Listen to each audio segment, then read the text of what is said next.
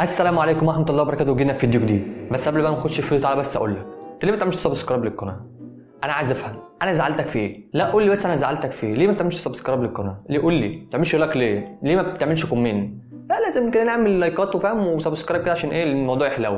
انا جيت لك النهارده بايه فيديو فوق العظمه بشويه. يلا بينا نخش على الفيديو، بس قبل ما نخش الفيديو لازم نصلي على النبي وندعي لاخواتنا في فلسطين يا رب يعينهم وينصرهم على اللي هم فيه. لو معكش 40 مليون درهم ارجوك سوايب اب. خلاص تمام يا ويلكم الدنيا منور السوشيال ميديا. 40 مليون بس؟ لا استنى بقى انا اشوف بقى الموضوع ده. حفظت برضه انت فاهم لازم اروش عليه. لا والله مش معيش يكفي، بس يلا مش مشكله برضه نشوف الاسعار برضه نشوف الدنيا فيها ايه. اقسم بالله مستني حضرتك من زمان او حضرتك. انا اصلا فيمينست مود. عندي دلوقتي فول فلور بنت هاوس في الادرس اوبرا، اطلاله كامله على برج خليفه. لا ده الاوبشن ده جامد ما يتعوضش. 7000 قدم 4 بيدرومز 2 years post handover payment plan. تدفع 33 مليون بس والباقي على سنتين. بس ده لا يا جدعان لا كده الاوفر كده، لا رائع يعني رائع ده فوق الرائع بشويه. يلا تعالى نوريكم، يلا بينا. البنت هاوس متقسم جزئين. اول ما بتخش على ايدك الشمال بيبقى فيه التو ليفينج رومز والكيتشن والميدز كوارتر، وعندك هنا حمام الضيوف. اشمعنى قلت على ده حمام يعني؟ اشمعنى يعني سبتك يعني عمال تتكلم انجليزي من طول الفيديو وانا سكت لك وعادي بعدي الموضوع، اشمعنى قلت ده حمام يعني؟ ايه المشكله؟ ما تقول اي ما بقولها. طبعا دي اول ليفينج روم فول فيو على برج خليفه. بعد كده بنخش على الليفينج روم الثانيه، وبعد كده هيبقى عندنا الدايننج تيبل ومنها على الكيتشن الفولي ايكويبد، وطبعا في ظهرها في الميدز روم والستورج روم. اما بقى على الناحيه الثانيه هيبقى عندنا 4 غرف نوم. ايه يا عم ايه كل ده يا ابني؟ بالراحه يا ابني عشان ابقى فاهم يا ابني انا بعمل ايه يا ابني وداخل على ايه. انا لسه مركب المحفظه بتاعتي ما فيهاش غير 30 كتمنص يعني. بالراحه لازم افهم برضو كل حاجه، ما انا مش هشتري انا كده وانا مش فاهم حاجه، لازم تفهمني واحده واحده بالراحه.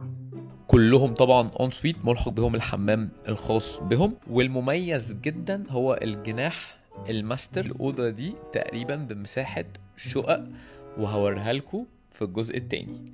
لا هو باين ان دي مساحه يعني، هي دي باينه مش محتاجه. تقريبا انا الاوضه اللي انا قاعد فيها دي قد الحمام اللي انت لسه شايفه دلوقتي. رايح اسكت في الزمالك، فيلا جيت ريدي ويز مي. اول حاجه بفكر البسها البنطلون ده، كنت جايبه من المانيا ب 15 جنيه. ايه جايبه من المانيا ب 15 جنيه؟ ده ايه ده؟ ده كلسون ده بتاع واحد ست يا ابني دي ولا ايه ده؟ ايه اللي انت لابسه ده؟ نجرب بس كده واقول لكم. البنطلون اهو حاسه عاجبني.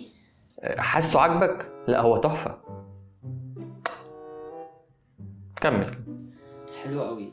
هنطقم بقى التيشيرت، عندي صدري كده بفكر البسه ثواني. بصوا بقى، الاول لبست الكلسون ده كده عشان يبقى فوقيه بقى كده السديري، تمام.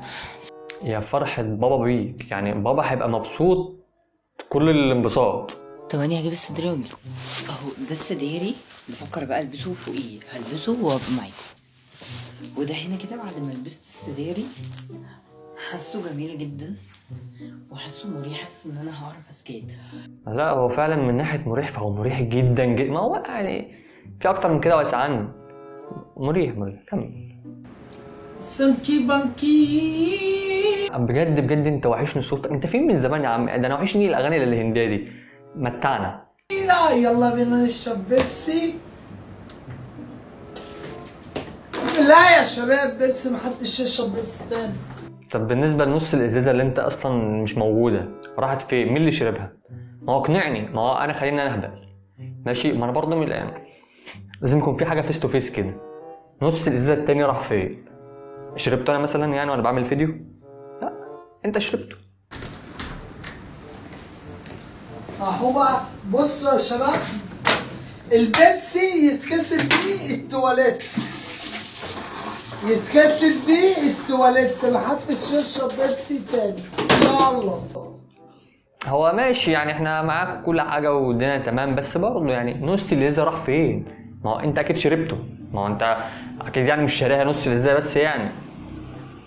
يا جماعة أنا بتحدى روماني منير إنه يضحكني، ولو عمل إيه ما يضحكنيش، يضحك الناس كلها إلا أنا. مين رامو منير؟ بس عشان أنا ومصحف معرفه يعني، ما أعرفش مين رامو منير. فاهم؟ ولا يحصل أي حاجة ولا يقدر يضحكني. يعني على السنة انت واخد بالك ان هو مش وراك بقى، فاهم؟ حلو الافلام ده بحبها قوي. كمل. ولا ارماني منير ولا محمد منير. لا استنى بس كده، انا بشتري هوز وسامعك بتقول مش عارف ايه. دي مش عارف دي نقطة، لا بس انا كمل. يعني انت مفيش حد عارف يضحكك؟ لا ولا اي حد يقدر يضحكني. طب بص لي كويس لو اهو. انت بتقول ايه ولا؟ الواحد مش عارف يعمل ايه والله. مش عارف مش والله يعني مش عارف اقول ايه، والمصحف ما عارف اقول ايه، مش عارف اقول ايه حتى في اخر يعني. انا اسف، ما مش عارف. بس يبقى انا كده خلصت. لو عجبك الفيديو ما تنساش تعمل سبسكرايب ولايك وكومنت. اشوفك الفيديو الجاي. سلام.